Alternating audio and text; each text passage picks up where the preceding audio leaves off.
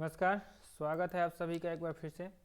पिछली वीडियो में हमने प्रश्नावली 7 का ये जो क्वेश्चन नंबर 7 का ये है वो कंप्लीट कर लिया था। 7 का बी नंबर क्वेश्चन है कि एक त्रिभुज का क्षेत्रफल ज्ञात करना है जिसकी दो भुजाएं दी हुई हैं 8 सेंटीमीटर और 11 सेंटीमीटर, और उस त्रिभुज का परिमाप दिया हुआ है 32 सेंटीमीटर यानी कि 32 सेंटीमीटर। क्वेश्चन को आप ऐसे समझ सकते हैं कि ये रहा त्रिभुज, इस त्रिभुज की दो भुजाएं 8 और 11 हैं और तीनों भुजा को जोड़ने पर कितना है 32 है, क्योंकि त्रिभुज का परिमाप क्या होता है तीनों भुजाओं का योग। तो त्रिभुज का क्षेत्रफल निकालने के लिए तीसरी भुजा तो हमें पता करना होगा। तो तीसरी भुजा आप कैसे निकाल सकते हैं? तीसरी भुजा निकालने के लिए करेंगे क्या कि टोटल के जोड़ में से तीसरी भुजा क्या होगा कि यह जो परिमाप दिया हुआ है 32, इसमें से 8 और 11 को जोड़ लेंगे यानी कि 19 को घटा देंगे। यही ना होगा, तीनों को जोड़ने पर 32 आता है और दो को जोड़ने पर 19 आ जाता है। ठीक है, तो तीसरी भुजा कितनी हो जाएगी? 32 में से 19 घटा लीजिए, आपका हो जाएगा 13, यानी कि तीसरी भुजा यहाँ पे हो गई 13। अब हमारे पास में तीनों भुजाएं हैं। अब मान लीजिए कि ए का वैल्यू, अब हम लोग हीरोन का फॉर्मूला यूज करेंगे। ए का वैल्यू 8 मान लेते हैं, बी का वैल्यू 11 मान लेते हैं और सी का वैल्यू 13 मान लेते हैं। तो हम निकालेंगे एस। एस कहने का मतलब क्या होता है? अर्ध परिमाप या फिर अर्ध परिमिति, जो हो जाएगा ए प्लस बी प्लस सी बटा में 2, यानी कि ए प्लस बी प्लस सी तो पहले ही से पता है कि 32 है, तो ये हो गया आपका 32 बटा 2 बराबर 16। ठीक है, अब क्षेत्रफल निकालेंगे। आपको पता है कि क्षेत्रफल के लिए ये वाला साइन हम लोग यूज कर रहे हैं, और इस क्षेत्रफल को निकालने का फॉर्मूला होता है S into S minus A into S minus B into S minus C. यह हो गया क्षेत्रफल का हमारा फॉर्मूला। तो एस के जगह पर हम डाल देंगे 16, और फिर एस के जगह पर 16 डालेंगे। ए का वैल्यू 8 माने हुए हैं तो यहाँ 8 दे देंगे। फिर बी का वैल्यू कितना हो जाएगा 11, यानी कि 16 में से हमको घटाना है 11 और फिर 16 में से घटाना है हमको 13, ये करना है। तो ये हो जाएगा 16 गुने 16 में से 8 घट गया तो 8, 16 में से 11 घट गया तो 5 और 16 में से 13 घट गया तो 3।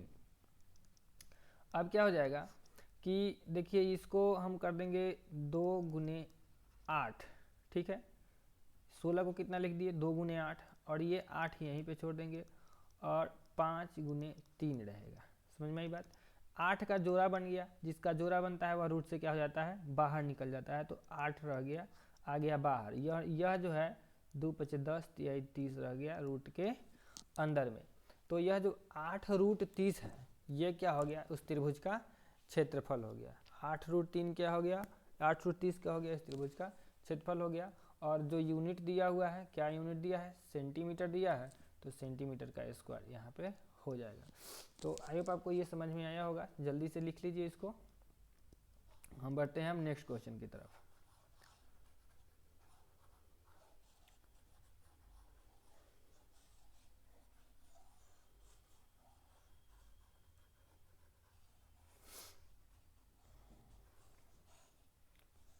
हमारा नेक्स्ट क्वेश्चन है कि हीरोन के सूत्र से त्रिभुज का क्षेत्रफल ज्ञात करना है जिसकी प्रत्येक भुजा 10 सेंटीमीटर है। देखिए 10 सेंटीमीटर यानी कि समबाहु त्रिभुज है। क्या है? समबाहु त्रिभुज है। और समबाहु त्रिभुज का क्षेत्रफल निकालने के लिए हम बताए थे कि √3/4 गुने भुजा का स्क्वायर होता है। लेकिन हमको इस फार्मूला का यूज करके नहीं, बल्कि क्या करना है कि हीरोन के सूत्र का यूज करके बनाना है। तो त्रिभुज आप देख लीजिए, त्रिभुज सब भुजा 10 10 और 10 ही है, तो ए भी 10 सेंटीमीटर लीजिए, बी का भी वैल्यू कितना हो जाएगा 10 सेंटीमीटर ही होगा, और सी का वैल्यू भी कितना होगा 10 सेंटीमीटर ही होगा। अब हम क्या करेंगे, इसका अर्ध परिमिति निकालेंगे तो कितना हो जाएगा 30/2 यानी कि 15 हो जाएगा इसका अर्ध परिमिति। क्षेत्रफल की बात करें तो कितना होगा 15 तो हो गया इसका क्या अर्ध परिमिति, यानी कि एस हो गया। फिर अब एस माइनस ए करना है, यानी कि 15 माइनस 10 करेंगे तो कितना होगा 5, फिर 15 माइनस 10 करेंगे कितना होगा 5, और फिर 15 माइनस 10 करेंगे कितना होगा 5 हो जाएगा। अब बढ़ते हैं कि ये हो गया 15 को हम क्या लिख सकते हैं, 15 को हम लिख सकते हैं 3 गुने 5, और बात की बच गया 3 को 5, 1 2 3 5, एक और रह गया 3 5। ये जो 3 टाइम्स 5 है ये इसका है, और 15 की जगह पर 3 गुने 5 लिख दिया। अब देखिए 1 2 3 4, 2 जोड़ा 5 हो गया, यानी कि 2 5 तो बाहर निकल ही जाएगा और रूट में रह जाएगा ये 3। कहने का मतलब है कि 25√3 जो है इसका राइट आंसर है। 25√3 सेंटीमीटर स्क्वायर क्या हो जाएगा, इसका राइट आंसर हो जाएगा। तो हमको जब हेरोन का फार्मूला से कहे तो हेरोन का फार्मूला से ही बनाना है, लेकिन अगर सिंपली कहा रहा था कि हमको इस समबाहु त्रिभुज का क्षेत्रफल निकालना है तो हम √3/4 गुने भुजा स्क्वायर वाले फार्मूला से भी इसको बना सकते थे। देखिए नेक्स्ट क्वेश्चन में, नेक्स्ट क्वेश्चन है हमारा 10 नंबर में होगा कि किसी त्रिभुज की भुजाएं इतना के अनुपात में दी हुई हैं, परिमिति 300 मीटर है, तो त्रिभुज का क्षेत्रफल निकाल लीजिए। मान लीजिए कि जो पहली भुजा है वो 3x है, दूसरी भुजा जो है वह 5x है और तीसरी जो भुजा है वह 7x है। ठीक है, तीनों भुजा तो हम मान लिए। अब हमको पता है कि जो परिमिति होती है, जो परिमिति होती है त्रिभुज की, वो क्या होती है कि तीनों भुजाओं का योग, यानी कि 3x plus 5x plus 7x। और लेकिन परिमिति का वैल्यू हमको कितना दिया है, 300 मीटर दिया है। इसको जोड़ने पर कितना आता है, 3 5 8 और 7 15x। x का अगर वैल्यू निकाले तो कितना हो जाएगा, 300 में 15 से भाग देना पड़ेगा, 15 दूनी के 30 यानी कि 20 हो गया। तो जब 20 हो गया तो अब आप a का वैल्यू, b का वैल्यू और c का वैल्यू निकाल सकते हैं। कैसे, 3x है a का वैल्यू यानी कि 3 गुने 20 मतलब 60। b का वैल्यू है 5x यानी कि 5 गुने 20 हो गया कितना, 100। और c का वैल्यू है 7x यानी कि कितना, 7 गुने 20 बराबर 140। तो ये हो गया कि नहीं। अब आपके पास में a है, b है, c है, तो अब नेक्स्ट आपका काम रहेगा कि हेरोन का फार्मूला यूज कीजिए, a निकालिए और फिर उसका क्षेत्रफल निकाल लीजिए, अब हो जाएगा। आगे बढ़ते हैं, दूसरा नंबर में है कि त्रिभुज की भुजाएं दी हुई हैं और अर्ध परिमिति दी हुई, तो त्रिभुज का क्षेत्रफल ज्ञात कीजिए। मान लीजिए पहली भुजा जो a है वह 13x है, दूसरी भुजा जो b है वह 14x है, 14x है, और तीसरी भुजा जो है वह 15x यानी कि 15x है। अब हमको पता है कि s जो होता है वह परिमिति का आधा होता है, यानी कि a plus B plus C by 2 होता है, यही ना होता है। इस परिमिति अर्ध परिमिति का वैल्यू दिया कितना है, 105 दिया है। और a प्लस बी प्लस सी की जगह पर 13 14 15 को जोड़ लेंगे, 13x 14x 15x और बटा में 2 दे देंगे। इस 2 से इसका गुना हो जाएगा तो 210 हो जाएगा। सबको जोड़ लीजिए, 14 15 29 और 10 39 और 3 42x, कितना हो जाएगा 42x। x का वैल्यू निकालिएगा तो 210 में कितना से भाग करने होगा, 42 से, तो 42 बचे 10 हो गया, यानी कि x का वैल्यू कितना आया, 10 आया। तो जब 10 आया x का वैल्यू, तो a का वैल्यू नहीं, x का वैल्यू कितना आया, 5 आया। तो a का वैल्यू कितना निकाल लेंगे, 13x मतलब 13 गुने 5 बराबर 65।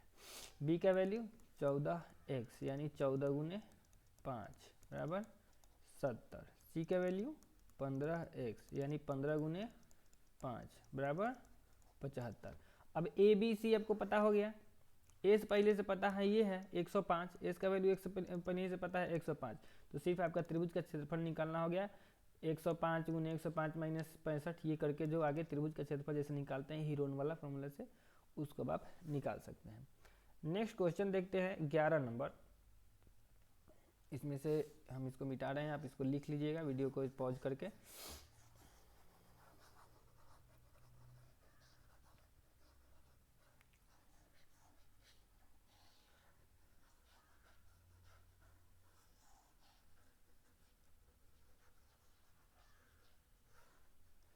एक त्रिभुज की दो भुजाएं 15 और 20 है, त्रिभुज की परिमिति 60 है, त्रिभुज का क्षेत्रफल ज्ञात कीजिए। देखिए ये जो 11 नंबर क्वेश्चन है, सेम क्वेश्चन हम आपको बताए हैं कितना नंबर,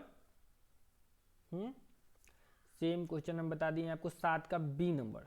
7 के बी नंबर में यही था कि दो भुजा दी हुई थी और उसका परिमाप दिया हुआ था, ठीक ना, दो भुजा परिमाप दिया हुआ है।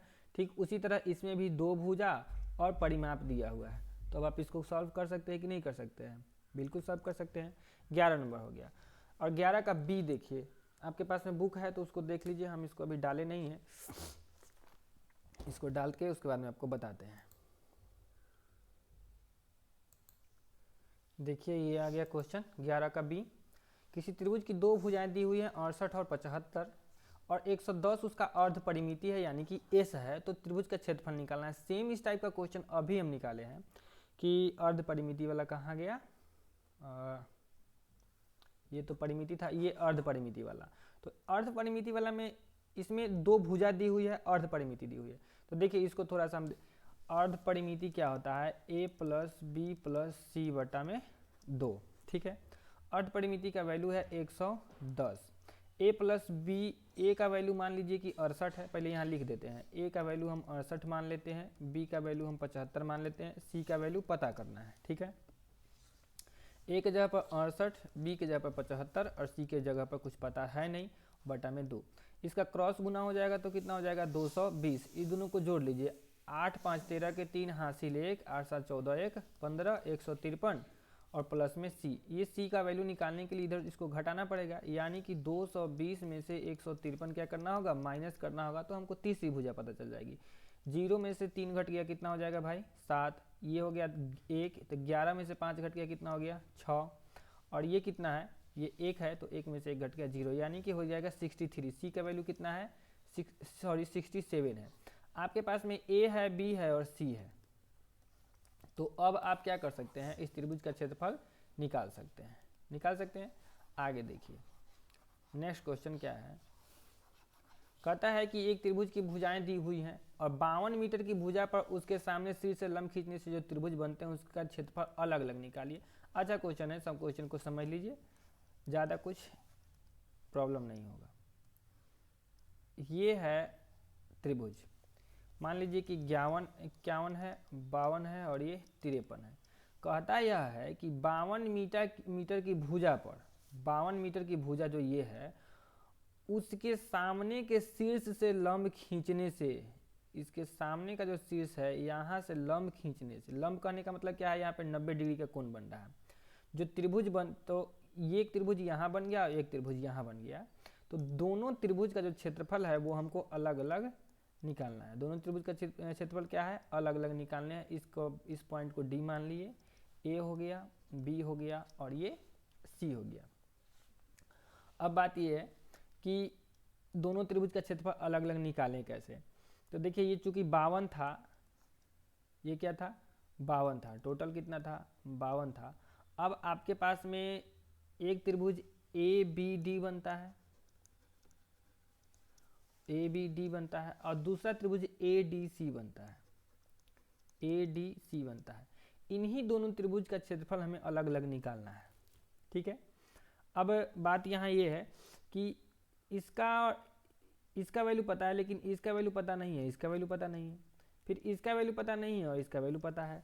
और त्रिभुज का क्षेत्रफल निकालने के लिए इस तीनों भुजा कम से कम पता रहे तब, या फिर कम से कम ये पता रहे और ये पता रहे। तो चूंकि ये 90 डिग्री का कोण बना रहा है दोनों तरफ से, तो 1/2 गुने आधा गुने संगत ऊंचाई से भी हम इसको बना सकते हैं। तो सबसे पहली बात यह है कि ये क्या होगा, ये क्या होगा, ये सोचने वाली आपके लिए बात है।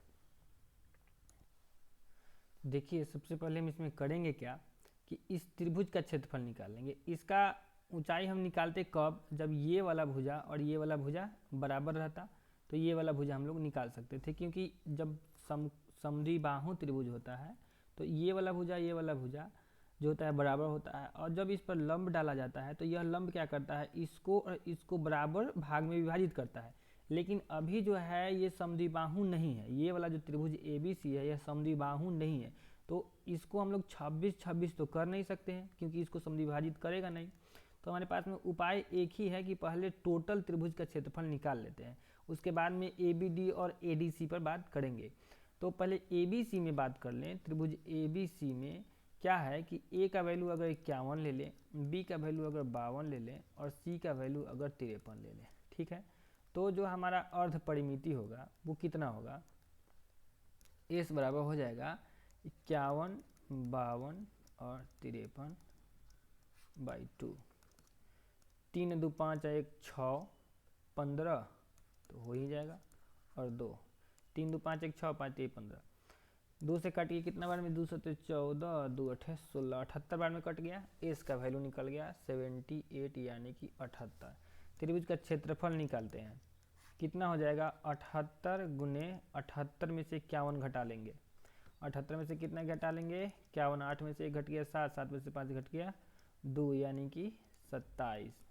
फिर 51 में से कितना घटाएंगे 52, तो कितना बचेगा 26। फिर 51 में से कितना घटाएं 78 में से कितना घटाएंगे 53, तो कितना बचेगा 25। ठीक है, अब आगे बढ़ते हैं। इस 78 को हम लोग 2 गुने 3 गुने 13 लिख सकते हैं, 2 3 6 और 13 6 78। 27 को हम लोग 3 गुने 9 लिख सकते हैं। 26 को हम लोग 2 गुने 13 लिख सकते हैं। 25 को 25 ही लिखेंगे, छूने की ज़रूरत भी नहीं है। देखिए भाई किसका किसका जोड़ा बन गया उसको थोड़ा सा देख लीजिए। जोड़ा बन गया ये 2 और ये 2 का, ठीक है, जोड़ा बन गया, बाहर कर दीजिए। 3 और 3 का भी जोड़ा बन गया, बाहर कर दीजिए। इस 9 का वर्गमूल कितना हो जाएगा 3, ठीक है।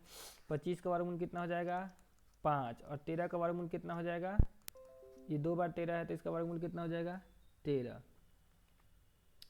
आगे बढ़े, गुना कीजिए, 2 3 6 होगा ना, अरे भाई 1 गुने 5 हो जाएगा, 2 3 6 6 3 18, 18 5 90 गुने 13, 13 में कितना होता है 117, तो 1170 कितना हो जाएगा सेंटीमीटर स्क्वायर की मीटर स्क्वायर। सेंटीमीटर था कि मीटर में था, इसका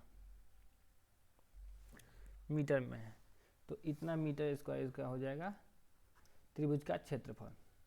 लेकिन बात ये है कि अब जब हम इसमें आ जाएं, ए बी सी में जब हम आ जाएं तो क्या देखते हैं कि यह 51 है, 52 है और 53 है। टोटल एरिया हो गया हमारा 1170 सेंटीमीटर स्क्वायर। अब चूंकि हमको क्वेश्चन में कहा था कि 52 सेंटीमीटर वाली भुजा पर एक परपेंडिकुलर आ रहा है ए से, यानी कि 90 डिग्री वाला, तो इसको हम ऊंचाई भी तो मान सकते हैं। इसको क्या मान सकते हैं ऊंचाई। तो अगर त्रिभुज ABC का क्षेत्रफल हम निकालें, त्रिभुज ABC का क्षेत्रफल लिखें नॉर्मल में, तो क्या लिखेंगे 1/2 गुने आधार गुने शीर्षलंब लिख सकते हैं। अब त्रिभुज का क्षेत्रफल तो हमको पता है 1170, तो 1170 ये हो गया, 1/2 हो गया। आधार कितना लेंगे, तो आधार तो 52 ले ही लेंगे, ठीक है।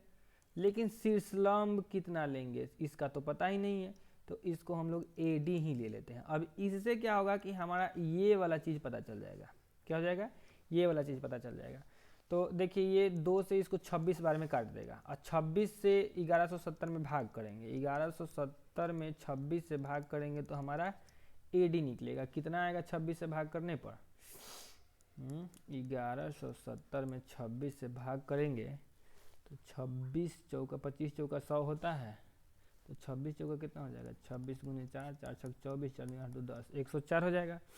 तो 26 चौका 6 चौका 24 के 4 हासिल 2 और ये 10, 3 1 0, और 26 बचे कितना हो जाएगा 130। तो भाई साहब ये जो AD है कितना आ गया, AD आ गया आपका 45, AD बराबर हो गया 45। झंझट खत्म है।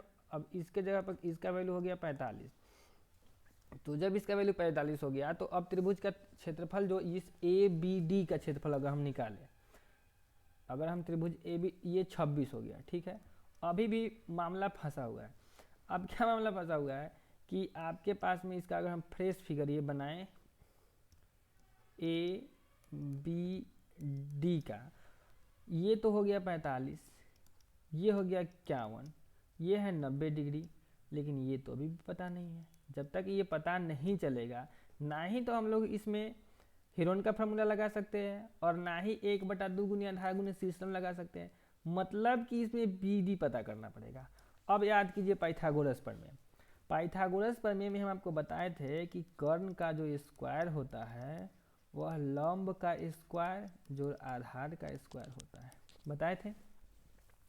तो यह जो कर्ण है 90 डिग्री के सामने वाला भुजा क्या होता है कर्ण, कर्ण का स्क्वायर कितना हो गया 51 का स्क्वायर, लंब कितना दिया है 45, और आधार का स्क्वायर अभी हमको पता करना है, यानी कि आधार पता करना है। 51 का स्क्वायर कीजिए तो एक एक हम एक एक बचे 5 दूना 10 के 0 हासिल 1 50 25 1 26। 45 का स्क्वायर कीजिए 5 बचे 25 के 5 हासिल 2 5 चौका 20 20 दूना 40 और 2 42 के 2 हासिल 4 4 चौका 16 4 20 2025 जोड़ आधार का स्क्वायर। अब 2601 में से 2025 तो घटेगा आधार स्क्वायर अलग करने के लिए, तो 2601 में से 2025 को कर लो माइनस। 11 में से 5 घट गया 6, ये बच गया 9, 9 में से 2 घट गया कितना 7, और ये बच गया कितना 5, 576। तो 24 का स्क्वायर ये बच गया 576 बराबर आधार का स्क्वायर। अब बताए थे कि अगर इधर से स्क्वायर हटेगा तो इस पर क्या हो जाएगा, रूट हो जाएगा, यानी कि आधार बराबर कितना हो जाएगा रूट 576। 576 का अगर आपको वर्गमूल याद हो तो वो होता है 24, यानी कि ये हो गया 24, सॉरी ये कितना हो गया 24 हो गया। एडी का वैल्यू कितना आया, ये एडी कह रहे हैं, ये से बी से लेके डी का वैल्यू कितना आया 24 आया। तो अगर ये 24 है तो ये कितना है, अब 52 में से 24 घटा दीजिए, 12 में से 4 घट गया 8 और ये बच गया 4, 4 में से 2 घट गया 4। ये डी से सी का दूरी 28 है और बी से डी का दूरी 24 है। ठीक है, अब हम लोग त्रिभुज ए बी डी का क्षेत्रफल 1/2 गुने आधार गुने शीर्षलंब लगा दिए। 1/2 आधार का वैल्यू 24 और शीर्षलंब का वैल्यू कितना था 45। 2 से ही काट दिया 12 मरते 12 25 60 के 0 हासिल 6 और 12 चौका 48 6 54 540 सेंटीमीटर स्क्वायर आया किसका ए बी डी का। इस वाले का क्षेत्रफल आया 540। अच्छा तो अब बच कौन गया, बच गया अब हमारा ए डी सी। तो त्रिभुज ए डी सी का क्षेत्रफल, तो इसको करने के लिए कोई ज़रूरत नहीं है। टोटल कितना आया था, टोटल आया था आपका 1170। कितना आया था टोटल 1170। तो 1170 में से जब 540 घटा दीजिएगा तो एडीसी का क्षेत्रफल बच जाएगा, 0 में से 0 घट गया 0, 7 में से 4 घट गया 3 और ये बच गया 11, 11 में से 5 घट गया 6। तो 630 सेंटीमीटर स्क्वायर इसका है और 540 सेंटीमीटर स्क्वायर उसका है। क्लियर है, ये थोड़ा लंबा सा क्वेश्चन था इसलिए इसमें टाइम लगा, चलिए कोई बात नहीं है। तो इस वीडियो में हमने क्वेश्चन नंबर 13 तक देखा है। नेक्स्ट वीडियो आएगा, बस ये 3 क्वेश्चन का है, नेक्स्ट वीडियो आएगा उसके बाद में ये चैप्टर आपका ये जो एक्सरसाइज है वो खत्म हो जाएगा। मिलेंगे आपसे नेक्स्ट वीडियो में। अगर वीडियो पसंद आया हो तो इसको लाइक कर दीजिएगा, अपने बाकी दोस्तों के साथ में भी ज़रूर शेयर कर दीजिएगा। थैंक यू, जय हिंद।